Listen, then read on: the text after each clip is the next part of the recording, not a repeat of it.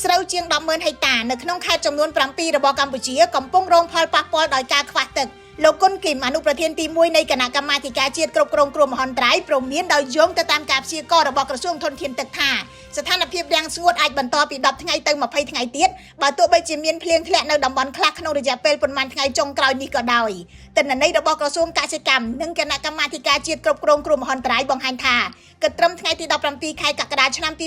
2026ខេត្តទាំង7ដែលរងគ្រោះរាំងស្ងួតរួមមានបន្ទាយមានជ័យបាត់ដំបងកំពង់ធំសៀមរាបរតនគិរីកំពង់ចាមនិងពោធិ៍សាត់ផ្ទៃដីកសិកម្មដែលរងផលប៉ះពាល់សរុបមានជាង 11,000 ហិកតា ក្នុងនោះមានដំណាំស្រូវជាង 10,000 ហិកតា ខេត្តដែលរងផលប៉ះពាល់ធ្ងន់ជាងគេគឺបាត់ដំបងនិងបន្ទាយមានជ័យនៅបាត់ដំបងតែមួយស្រូវជាង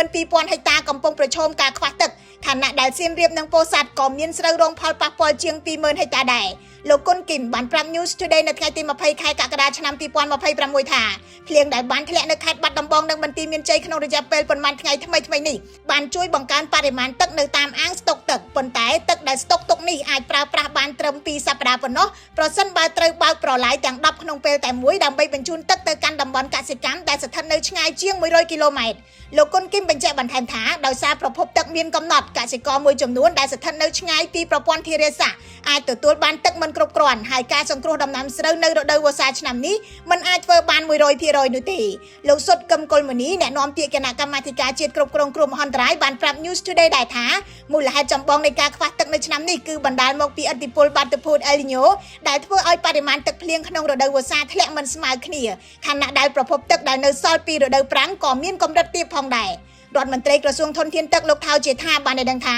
ក្រសួងបានត្រៀមម៉ាស៊ីនបូមទឹកចំនួន115គ្រឿងសម្រាប់អន្តរាគមន៍បន្ទាន់ដោយឡែកនៅតាមបណ្ដាខេត្តនានាក៏មានម៉ាស៊ីនបូមទឹកជាង400គ្រឿងទៀតដែលបានជួសជុលនិងត្រៀមរួចជាស្រេចដើម្បីជួយប្រជាពលរដ្ឋលោកបញ្ជាក់ថាតាមការវិតម្លៃរបស់ក្រុមការងារបច្ចេកទេសសីតុណ្ហភាពនៅឆ្នាំនេះអាចកើនឡើង2អង្សាសេលើសពីកម្រិតមធ្យមប្រចាំឆ្នាំហើយឥទ្ធិពលអេលនីញ៉ូបានអូសបន្លាយយូរជាងឆ្នាំមុនរហូតទៅដល់1ខែឬ1ខែកន្លះលោកថៅជាថាបានអំពាវនាវឲ្យប្រជាពលរដ្ឋនិងអាជ្ញាធរមូលដ្ឋានប្រើប្រាស់ទឹកដោយសន្សំសំចៃខណៈដែលក្រសួងបន្តផ្ញើសារព្រមានតាមទូរស័ព្ទនិងប្រព័ន្ធផ្សព្វផ្សាយព័ត៌មានព្យាករណ៍អាកាសធាតុជាប្រចាំដើម្បីឲ្យប្រជាពលរដ្ឋត្រៀមខ្លួនទុកជាមុនខ្ញុំរស់សុធាពី News Today NTTV